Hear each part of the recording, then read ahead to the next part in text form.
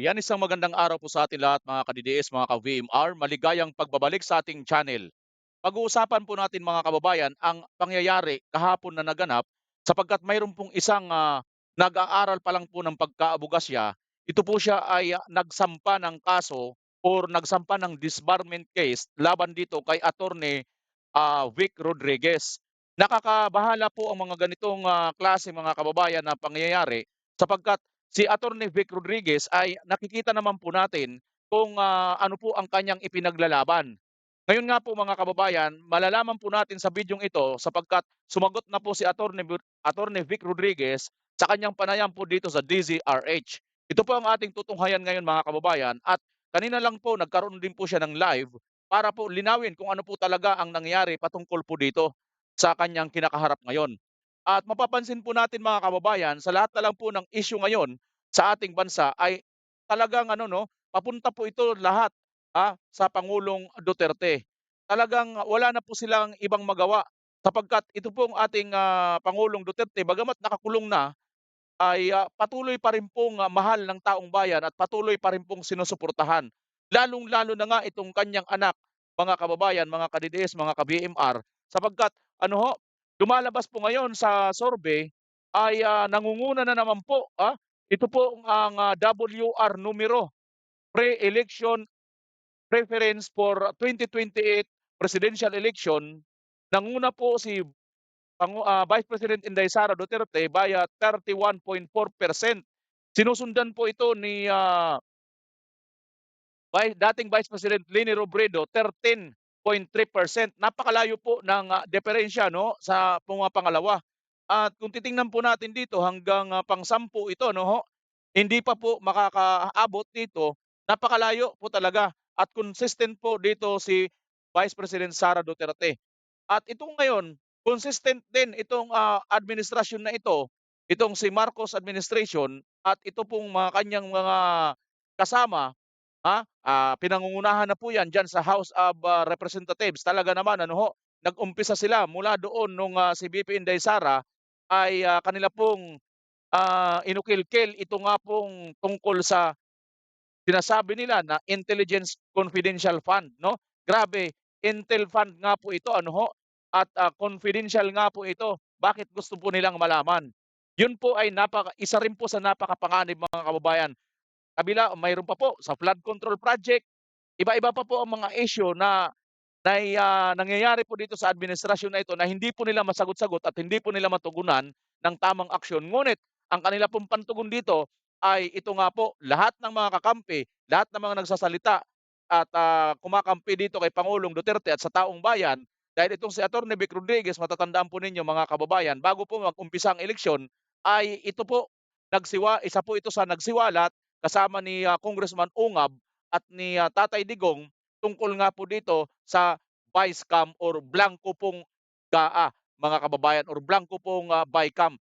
Grabe napakarami pong anomalya na ito na dapat po nilang sagutin. Ngunit patuloy lang po silang nagwawalang bahala po rito.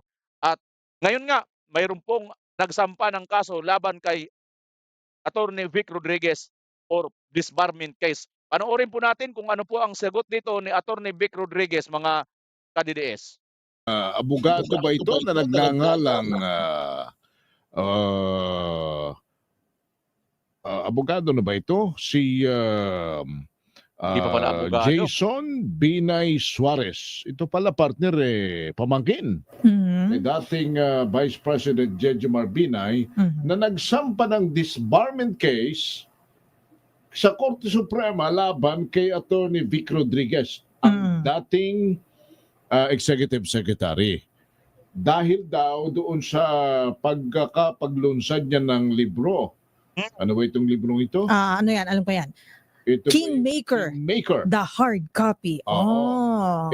Yan po mga kababayan pala ang dahilan dahil sa paglulunsad ni Attorney Vic Rodriguez ng The Kingmaker hard copy. At mayroon din po tayong copy nito mga kababayan, pinalad din po tayo na pirmahan din po yan ni Attorney Vic Rodriguez. Kaya nga po ito po marami po ang naku-curious dito tungkol po sa libro na ito ni Attorney Vic Rodriguez at malamang sa malamang ngayon marami na po ang naghahanap at gusto na pong malaman kung ano po talaga ang nakasaad doon sapagkat tinitingnan po dito, mukhang ito po ang sentro ng disbarment case na nakakaharap ni Attorney Vic Rodriguez. Mga kababayan, sa mga bago pa lang po sa aking pasok sa aking channel, no, makikisuyo po sana ako na paki-like at paki-share at paki-subscribe na rin ang ating channel kung inyo pong mamarapatin. Maraming salamat, malaking tulong na po 'yan sa aming mga content creator para po magpatuloy po tayo na hindi po tayo bayaran kailanman at mananatili po tayong independente liban na lang po sa ating support sa mga Duterte. Maraming salamat. Tuloy natin mga kababayan ang sagot po ni Attorney Rodriguez sa interview dito sa DZRH.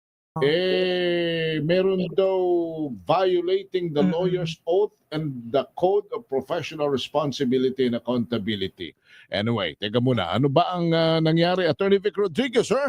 Magandang gabi po sa inyo, si Henry Uri at si Karen sa DZRH. Magandang gabi po, Attorney Vic. Hi Karen, hello Henry, magandang gabi sa inyo at magandang Yes, sir. gabi sa lahat ng inyong taga-subaybay. Salamat sa napakalaking pagkakataong ito. Magandang gabi sa inyo lahat. Yes. Sir, pwede po kaming pa-autograph ng book mo. Oo, Sabi mo yan, sir, ha? Napasal dyan. Sige, sir. How are you doing, Attorney? Ito, back in my private practice, Oo. I take advantage of my private practice Opo. for as long as I'm still a certified lawyer. Mm. Teka muna. A harassment disbarment case. Para Oo sa nga. mga Lawyer. nakikinig partner, Mm. ano muna, yung iba nakabasa na, yung iba hindi pa alam. Itong librong Kingmaker, ano bang laman nito? Bakit ang sinasabi niyong nagsampa ng disbarment laban sa inyo ay in my view, the disclosures regardless of their truthfulness were not mere storytelling but a calculated act tied to personal interest and political ambition. Such actions, prohibited under the Code of Professional Responsibility and Accountability, misuse client confidences and undermine public trust in the legal profession, especially when committed by someone closely tied to the highest office in the land. Attorney Vic, ano ba ito? Ano ba itong Kingmaker? Ba't ganun ang akusasyon sa inyo? Unang-una, Henry at Karen, I do not know the non-lawyer who filed this harassment and disbarment case against me today. Mm-mm. Alaman ko lang din yan sa media, katulad ninyo. And nasundan ko yung iyong pagbasa ng kanyang naging press statement. Personally, ang aking treatment kasi sa mga bagay-bagay, Henry at Karen, Oo. pag maliit na issue or non-issue, it deserves small answer or no answer at all. Mm-mm. And yung kanyang sinasabing in his view, with all due respect to this non-lawyer, his personal view or his own view does not carry any sway or weight para sa akin. Mhm. Mm-mm. At lalo na sa mga mundo at sa sirkulo ng mga abogado. Okay. Yung libro, kung nabasa man niya, maraming salamat at tinangkilik niya yung aking libro. Oo nga At eh. yung sinasabi niyang may violation of anything in the professional code of responsibility, Mm-mm. pananaw niya yon. Mm-mm. Pero hindi kami magkakilala, hindi ko siya nakasalamuha ni minsan, at walang halaga sa akin ang kanyang personal na book review o personal na opinion o kuro-kuro. Sapagkat I was told I'm also gathering information about this fellow. Unfortunately for him, under bar pa pala siya. Or No. sabi na bar flanker daw siya. Hello? I'm not sure, but Oo. ito ang lumalabas sa background niya. Okay. Pero Attorney Vic Rodriguez, sir, when we say kasi disbarment, kami na hindi po ako lawyer, pero when you say disbarment kasi it means gusto mo tanggalan ang isang abogado ng Lisensya. lisensya para makapagtrabaho siya sa kanyang field, which is the field of law. At sa Supreme Court niya pa po ito final, ano? So mawawalan po kayo ng What if I told you that teenagers are building businesses with AI, while the only AI you know is nyo dito? Yan yung magiging resulta, pinagtatangkaan, tinatakot ako, natatanggalan ako ng lisensya bilang abogado. Karen Wala at yata. Henry, at ang tanging pag-aabogado lang ang nalalaman kong kabuhayan. dito ako kumukuha ng aking pagpapataguyod sa aking pamilya at pagpapaaral sa aking mga batang anak. Mhm. At marangal ang aking hanap buhay. Kung ito, yung pagsasalita ng katotohanan, pagbubulgar, nung anomalya sa 2025 unconstitutional, Mhm. illegal, immoral national budget, yung pagbubulgar diyan sa linustay na bilyong-bilyong piso flood control funds, yung pagbubulgar diyan sa Bulilyaso at Mahiwaga at mga multong 5,500 ghost projects. Kung ang kapalit ay ang aking lisensya, kung ang kapalit ng aking pagpanig sa sambayan ng Pilipino ay ang aking lisensya, maisog kong haharapin kung anuman ang meron pagdating ng panahon kung ito ay bibigyang daan ng Korte Suprema o hindi. So ito Pero hong hindi ako natatakot. opo. So ito hong Pang ni Attorney Vic Rodriguez, mga kababayan, ano? At alam naman po ng lahat na dahil po ito sa pagsuporta ni Attorney Vic Rodriguez sa mga Duterte at ito nga po ay pagbaliktad niya rin dito sa kanyang dating amo na ngayon po ay si President Marcos Jr. Kaya siguro nangyayari ito sa kanya pero matapang pa rin siyang maninindigan alang-alang para sa bayan kasi ang tinitingnan talaga dito ni Attorney Vic Rodriguez, ito nga pong mga kababayan, itong paglabas po nila, yung pagbulgar po nila dito sa 2025 budget, no? Itong taon na 'to dahil patindi po ang pagsiwalat ni Attorney Vic Rodriguez nung una nga sinabi niya January pa lang, halos mahigit na pong 60% ang wala na po pera ang ating bansa. At katunayan niyan, itong si BBM hindi pa po nangangalahati ang taon na ito, eh nangungutang na po siya, di ba? So meaning to say, totoo po ang mga expose ni Attorney Vic Rodriguez. Ang problema, saan nanggagaling itong sinasabing nag-aaral pa lang ng abogasya? Bakit siya po ang nasasaktan dito? Ano ba ang kinalaman niya doon sa mga expose ni Attorney Vic Rodriguez? Mga ka-DDS, mga ka-BMR, ano ho? Mukhang something ano 'no, something fishy, 'di ba? Oh, tuloy pa natin sa Attorney Vic Rodriguez. isyung itong ibinabato sa inyo sa inyong pagkakasabi marahil ay bunga ng inyong pagsasalita at paglalantad ng mga katiwalian na Attorney Vic? Hmm. There is no other way to look at it, Henry, sapagkat unang-una, walang personalidad yung nagsampa ng disbarment case laban sa akin. Hindi ko siya kilala, minsan ay hindi nag-cross ang aming landas, hindi ko siya kaano-ano, hindi ko siya kliyente, at wala kaming relasyon personal o professional. At hindi ho Pala siya I think he doesn't have any Oo. personality at all at hindi to file and institute the disbarment case against me. mahirap ba hong malaman kung sino ang nasa likod ng taong ito na nagsampa ng habla laban sa inyo? Wala akong ibang makitang direksyon, although I'm gathering more facts.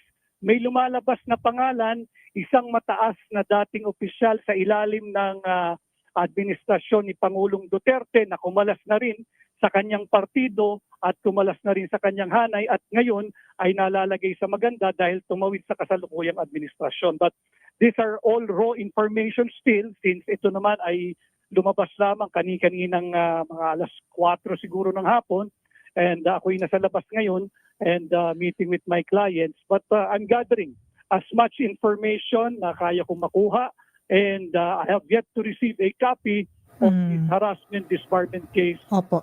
filed against me. Pero lumalabas po kasi na nasa social media na rin, Attorney Vic Rodriguez, sir, na yung libro po, yung explosive tell-all book niyo po, ang medyo nakikita nating pinupuntirya dito, yung Kingmaker, ito yung basihan for the disbarment case. And sinasabi dito, through that book, through your book, Attorney Vic Rodriguez, sir, ay meron po kayong mga reveal. And I quote, revealing confidential matters from the president's 2022 campaign and early months of the Marcos administration. Yun daw po yung basihan ng reklamo po for the disbarment. Now, sir, I will ask you directly na po, did you reveal any confidential information o matters regarding the campaign po ng ating Pangulo ngayon noong 2022. At the same time, what is the relationship between an attorney and isa pong tao po na tumatakbo for a position? Meron po ba kayong client confidentiality agreement? Meron po bang ganon? Pero kasi po pag kampanya, you're running for public office, so dapat po transparent po lahat, gastos, everything, sino po ang mga nag-donate, sino po nagbigay. Tama po ba? Or ako po ay kailangan i-educate po sa mga ganito? Go ahead, attorney. Me as well. Hindi, tama yun, Henry at Karen, yung inyong yung tanong, ano? Yun din kasi ang aking tanong. Sino ba yung taong yan? Hindi ko siya nakasalamuha. So ano ang basihan niya na ako'y akusahan that I have violated some confidentiality between me and my candidate way back in 2022 who is now the president of our country? Opo. Ang tanong ko sa taong yan, para lang din maunawaan ng mga kababayan, what do you know? How much do you know?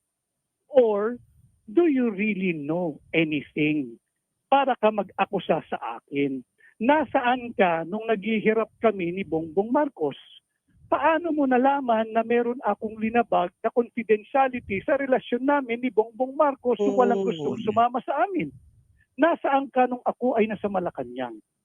So yan yung mga bagay na dapat niyang sagutin at aking handang isulat at ilahad pagka natanggap ko na yung kopya ng kanyang harassment disbarment case filed against me. Isa lang ang nakikita ko dyan. They want me to shut my mouth and stop all these exposés and fair criticisms that we are hurling against this Marcos administration. Attorney Vic, kayo ba'y may mga kasos na binbin nakasampa sa Supreme Court kagaya sa tao ng budget na may anomalya, so to speak, at kagaya noong pagkakapagdala kay dating Pangulong Rodrigo Duterte sa The Hague and other legal issues pending to the Supreme Court, na kayo ay tatayo, kayo ay abogado, haharap kayo sa oral argument. Meron bang mga ganyan? Meron, Henry. Yung pinakamalaki ay yung illegal, immoral, unconstitutional, invalid, and unconscionable 2025 national budget. Maari bang ay nakabinbin. Maari bang kaya kayo'y pinadidisbar sa tingin ninyo? Para wala na kayo't madidisbar kayo't mawawalan kayo ng lisensya. Therefore, mawawalan din kayo ng karapatang tumayo para sa inyong ipinaglalabang ito sa Korte Suprema. Maaari yun, Henry, sapagkat matatanggalan nga ako ng lisensya. Subalit, hindi pa rin magbabago ang aking standing dahil ako'y petitioner. So kahit ako ay tanggalan ng lisensya, ang mababawasan lamang sa akin ay yung aking karapatan na aktibong mag-participate sa oral argument. But the case will remain, it will stand on its own kahit ako'y tanggalan ng lisensya. Ang isang nakikita ko talaga lang dito, pananakot yan para ako'y tumahimik and hurt me where they think, and I will agree with them.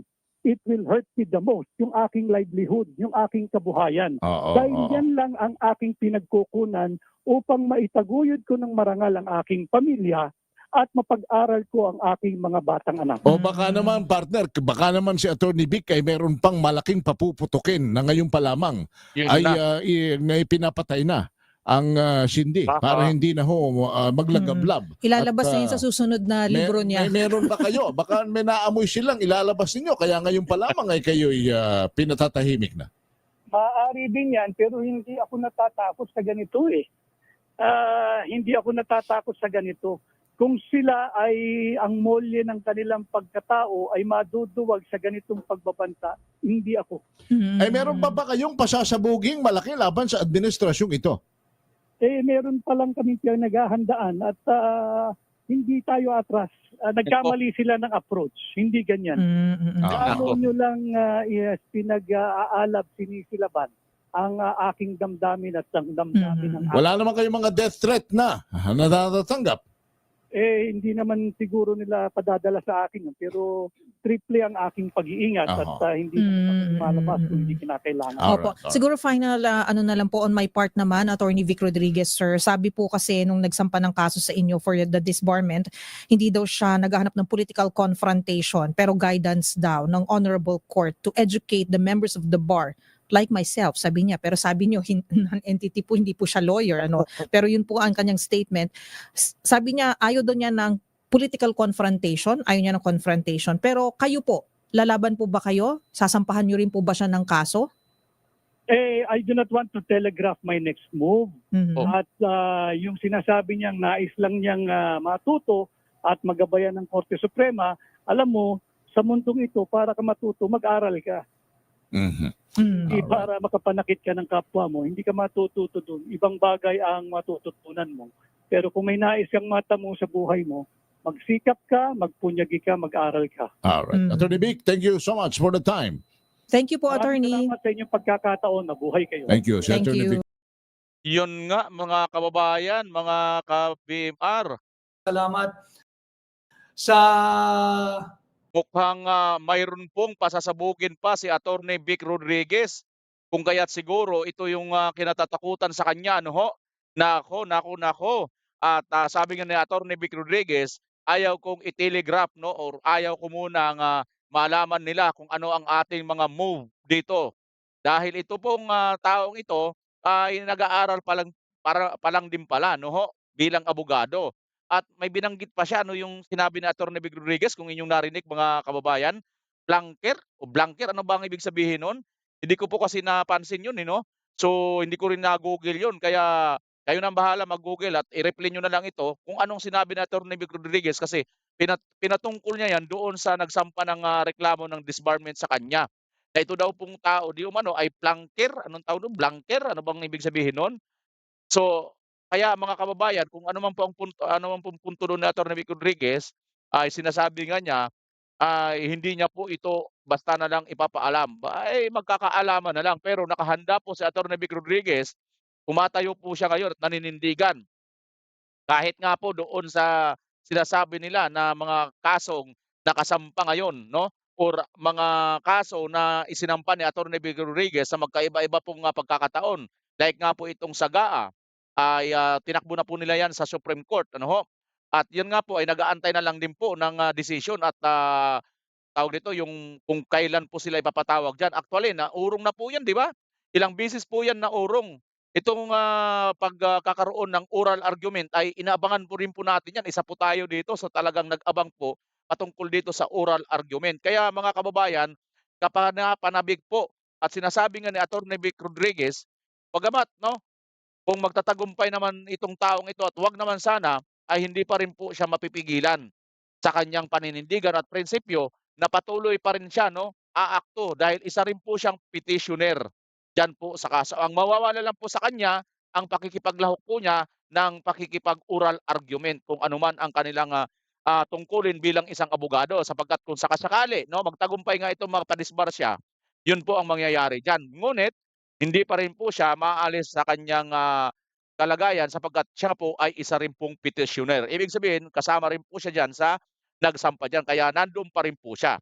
By the way, mga kababayan, si Attorney Vic Rodriguez kanina ay nagkaroon po ng live, no, para mas malaman po ninyo, panoorin niyo po yung live na 'yan sa Tinig Maisog po ang kanyang YouTube channel. Yan nga po 'yan mga kababayan para sa karagdagan pa pong impormasyon about po dito sa kanyang kaso. Pero isa lang po ang ating nakikita dito, alam ko na itong si Attorney Vic Rodriguez ay may paninindigan po mula noon na siya po ay umalis dito sa Marcos administration. Sapagkat alam naman po ng karamihan, ano ho, napakakurap po. Ayon nga sa iba't ibang mga senador na si Lacson nga sinasabi, 'di ba? At ang ibang mga senador pa mga kababayan, itong 2025 budget ang pinaka-kurap sa kasaysayan ng Pilipinas. Grabe, only lang po dito sa panahon ni Marcos Jr. Marcos Senior, napakarami rin po ang mga pagbibintang at napatunayan din po, marami pong mga nabawi sa kanila na mga nanakaw po nilang mga kayamanan po ng Pilipinas. So talagang, ewan ko kung coincidence or talagang panahon na po talaga ang nagsasaysay kung ano po ang ginawa ng ama ay siya rin po ang ginagawa ngayon ng anak siguro mga kababayan. Ito po ang nagpapatunay itong junior. Sabagay junior nga 'no ho. So wala po tayong magagawa diyan, pero ang magagawa lang po natin, panindigan po tayo at 'wag po tayong tutulog-tulog sa pansitan at hindi po natin pababayaan mga kababayan na magpatuloy pong mamayagpag itong mga kurap sa gobyerno. Kasama po tayo rito, talagang magsama-sama po tayo. Katulad nga po sa aming, programa sa Birada ay hindi po tayo diyan nagpapabaya, 'no? Bagamat criticize po tayo sa gobyerno, ang atin po ay constructive criticism. Kumbaga, ang ating sinasabi ay para mapaganda po ang ating Pilipinas, hindi yung mapabagsak ang ating gobyerno. Kasi 'pag bumagsak siya, kasama rin po tayong babagsak diyan, 'di ba? So, talagang dapat lang na tulungan din po natin sila, pero ang ating magagawang tulong po ay punahin po yung mga hindi tamang ginagawa nila. Sapagkat hindi naman po talaga tama, eh. Biruin mo, 3 taon na si Marcos Jr. wala pa ring, mahahalagang project na nagagawa sa ating bansa.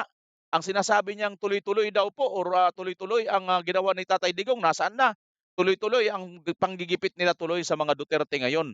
Dahil nga po itong si Vice President Inday Sara Duterte, mga ka-DDS, ay, patuloy po, tuloy-tuloy lang po ang kanyang, pagtatamasa ng hayes sa survey. Ano ho, ayan ho. Biruin mo 'yan mga kababayan, ang number 1 si Vice President Sara Duterte 31.4%, Leni Robredo 13.3%, Raffy Tulfo 10.3%. Bongo, magkalapit sila 'no, si Leni at saka si Raffy 'no.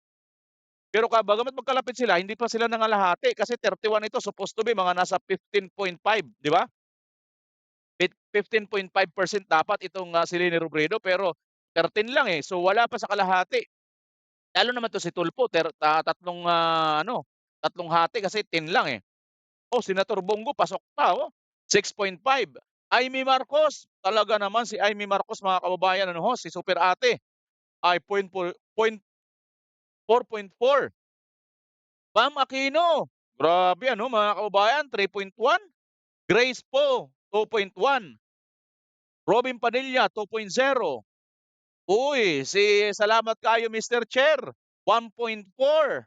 Jess Escudero, 1.3.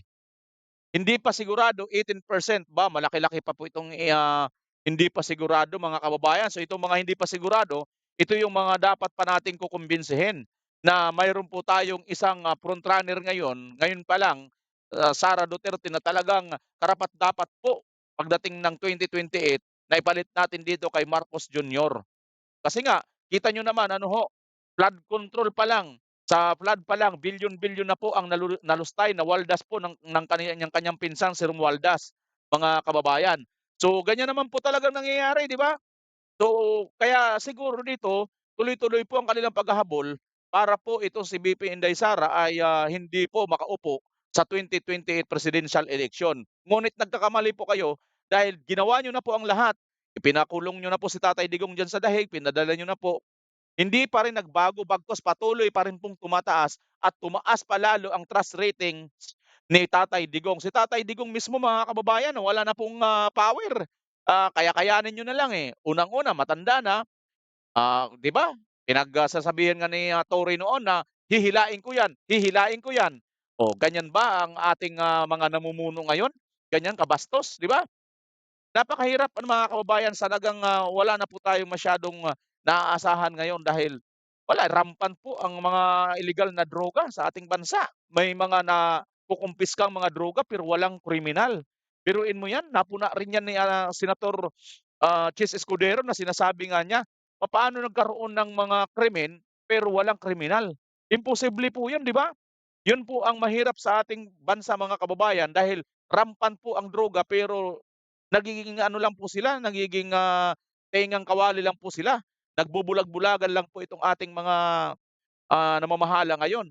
Ito pa, yung sugal, yung, online gambling, pinatigil nila yung, pogo, online pogo, casino. Pinatigil nila dahil daw po sa bawal daw po itong sugal. Oh, ang mga naglalaro po dito ay mga Chekwa karamihan, 'di ba? Mga foreigner, hindi po mga Pilipino. Dahil yung hindi naman can afford naman ng mga Pilipino niyan, can't afford, 'di ba? Dahil medyo pang mayaman 'yan, sino ba ang magkakasino? Magkakasino ba yung bata? Hindi po puwede. At personal pang pupunta talaga doon, magkakasino doon, 'di ba? Yung mga Chekwa. Oh, so hindi po puwede. Eh, ito ngayon, yung online gambling, na nangyayari sa ating ano, yung scatter, madalas ko naririnig yan. Grabe ano, at ipinapa-advertise pa nga yan, pinapatalastas pa yan. Wala pang ibang isa pa sa mga nagpatalastas yan, yan si Caballo, o di ba? Si Sheyman, si Caballo. So talagang siya mismo ay nagpapatalastas kung kaya't siguro si President Marcos ayaw din niya itong basta-basta na lang ipatigil. Katunayan 'di ba kanina sa birada, sa ating programa, wala pa po siyang tiyak. Kahit nga meeting wala pa sila, eh. Maliwanag dito mga kababayan na ang atin pong bansa ngayon ay wala po talagang direksyon na maayos. Walang proyekto, walang mga tatatak, baon tayo sa utang. Tingnan nyo ha, binenta pa yung gold reserve ng Pilipinas at yung Maharlika Investment Fund, wala na. Nasaan na yung pera na yon? Yung sa Land Bank, yung sa PhilHealth, ubos-ubos na po mga kababayan. Saan po tayo pupulutin ngayon? Wala na po talaga. Kaya huwag po tayong tutulog-tulog mga kababayan. Ito na, nag-uumpisa na naman sila. Yung PI ni Tamba noon mga kababayan, mukhang mayroon na naman po silang niluluto ngayon. Kaya siguro ang isa sa dahilan kung bakit si Atty. Vic Rodriguez ay pinuntiryan na nila dahil kukontra po yan bilang abogado si Atty. Vic Rodriguez. At natatandaan nyo naman po ang PI ni Tamba noon, inumpisan po nila ito at hindi po ito nag-successful dahil ang Senado hindi po nila nahawakan noon. Dahil ang committee po ng amendments or yung constitutional amendments ay nakay Senator Robin Padilla, which is alam naman po natin si Senator Robin Padilla ay hindi po yan basta babaliktad kung pagdating po kay Tatay Digong or sa mga Duterte. At malaking problema po ngayon mga kababayan dahil ito pong ayon sa latest kanina lang ay mukhang naibigay po ito kay Kiko Pangilinan. Naku po, si Wow Tubig, si Wow Dagat, 'di ba? Siya ngayon ang mag-ano, Constitutional Amendments Committee. Nasa kanya ngayon 'yon. Dati napabalita daw 'yan na papunta kay Soto. So ngayon mga kababayan, ano na, sana po magbantay po tayo baka mamaya mayroon na naman po diyan magpapirma-pirma katulad ng PI ni Tamba. Ingat po kayo ha mga kababayan. Huwag po kayong basta-basta pipirma sa ngalan ng, may matatanggap kayong ayuda halagang 2,000, 3,000, 5,000, 10,000. Huwag po utang na loob lalo na kung kukunin ang inyong mga ID at inyong mga pirma at lalo na kung voters kayo talaga. Nako, iyon na yun. Katulad po ng nangyari noong una, ito nga pong PI ni Tambaloslos hindi po nagtagumpay dahil mayroon pong tumayo at nang malasakit sa taong bayan, ito nga pong kanilang pinakulong, pinadala po at kinidnap papunta dyan sa dahig ang ating mahal na Tatay Digong. Muli mga kababayan, hindi ko na po masyado hahabaan. Medyo mahaba na rin po itong ating ang ating video. Kayo na po ang bahalang umintindi at sana po mga kababayan nakikiusap at nakikisuyo po ako sa inyo. Sa mga bago sa aking channel, paki-subscribe po. Pindutin niyo po yung maliit na bell dyan para lagi po kayong updated sa lahat ng aking mga upload. Maraming salamat po. Pilipinas, as always, God first po. Bye-bye!